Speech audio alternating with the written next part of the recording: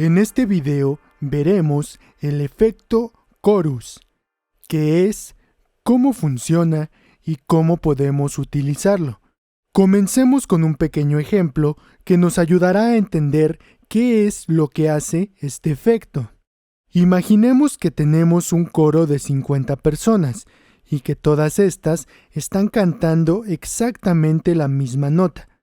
Va a ser imposible que las 50 personas canten esta nota con una afinación totalmente perfecta. Lo que sucede es que entre todas las voces de las personas va a haber pequeñas diferencias de afinación, por muy buenos cantantes que sean. Y estas pequeñas diferencias de afinación van a hacer que el sonido, en su conjunto, se sienta mucho más lleno y con mucha más riqueza. Lo mismo sucede, por ejemplo, en una orquesta. Si muchos violines están tocando las mismas notas, entre todos estos va a haber pequeñas diferencias de afinación, y esto provocará que el sonido de todos en conjunto tenga mucha riqueza. Chorus se traduce en español como coro, y precisamente es un efecto que toma su nombre de un coro de voces, ya que trata de simular el efecto que se obtiene cuando están tocando varios instrumentos al mismo tiempo las mismas notas, y algunos de ellos se desafinan ligeramente, creando como resultado un sonido como de un ensamble instrumental, muy lleno y profundo. En palabras del autor Millara, aun cuando pueda parecer que una desafinación es algo absolutamente indeseable en música, la realidad es que en cualquier conjunto instrumental o coral en el cual varios músicos tocan o cantan al unísono, es humanamente imposible lograr una afinación perfecta. Pequeñas diferencias de afinación no solo son consideradas aceptables, sino inclusive deseables. El efecto chorus se obtiene mezclando una señal sin procesar con una señal procesada. A la señal procesada se le hace una variación constante de su altura o frecuencia para simular estas pequeñas desafinaciones. En el video anterior analizamos el vibrato y precisamente mencionamos que un vibrato es un efecto el cual consiste en una fluctuación periódica de la altura o frecuencia, por lo que podemos decir que para obtener un chorus podemos combinar una señal con vibrato con una señal sin procesar.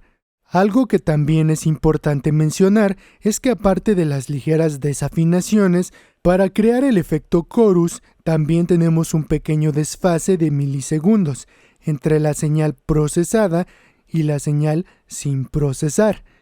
Veamos cómo crear un chorus usando un vibrato. Lo primero que hacemos es duplicar nuestra pista de audio. La primera pista tendrá un vibrato y la segunda la dejaremos sin absolutamente ningún efecto. Así que ponemos el plugin M-Vibrato en nuestra primera pista. Este es un vibrato totalmente gratuito y lo pueden descargar en el link que les comparto en la descripción. Como mencionamos en el video del vibrato, el rate nos sirve para ajustar la velocidad con la que queremos que varíe la altura o frecuencia. En otras palabras, para entender mejor un chorus, podríamos decir que es la velocidad a la que se va a desafinar y afinar el sonido constantemente. Mientras más valor del rate, más rápido va a variar la altura y viceversa. En este caso, lo ajustamos a 3 Hz. Y la profundidad o depth determina la intensidad del efecto. ¿Entre qué frecuencias va a variar? Es decir, que mientras más profundidad, la altura va a variar más ampliamente, entre más frecuencias, y menos profundidad significa que los cambios de altura van a ser más pequeños. En otras palabras, podríamos decir que la profundidad en un chorus nos permite ajustar la cantidad de desafinación, Mientras más alto el parámetro, más va a desafinar la señal procesada, y mientras más bajo, la desafinación va a ser más pequeña. Generalmente para un vibrato buscamos cambios de altura más pequeños para que el efecto no sea tan agresivo y cambie totalmente la entonación, por lo que aquí lo ajustaremos en 20%. Nuevamente, recordemos que un chorus es cuando mezclamos una señal procesada con vibrato con una señal sin procesar, y eso es lo que hice en este caso. Escuchemos cómo suena este efecto.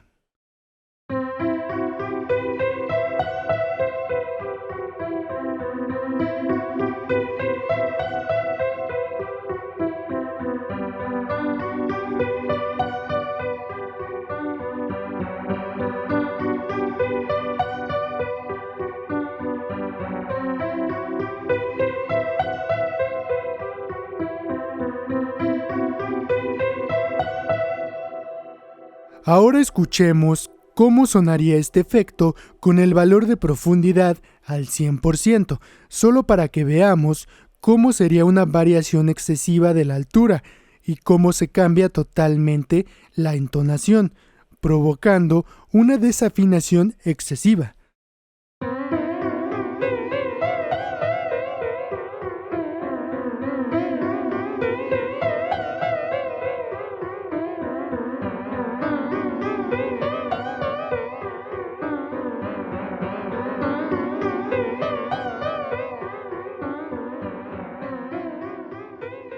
Ahora veamos un plugin de chorus convencional. Aquí tenemos el chorus de Ableton. Como podemos ver en este chorus, tenemos los parámetros ya mencionados, es decir, rate, y aquí la profundidad recibe el nombre de amount. También podemos ajustar la cantidad de señal no procesada, es decir, dry, y la cantidad de señal procesada, es decir, wet. La mayoría de plugins de chorus tienen parámetros muy similares, por lo que ahora que ya sabes cómo ajustarlos, te invito a experimentar con este efecto por tu cuenta. Con esto concluimos este tema. Muchas gracias por ver y hasta la próxima.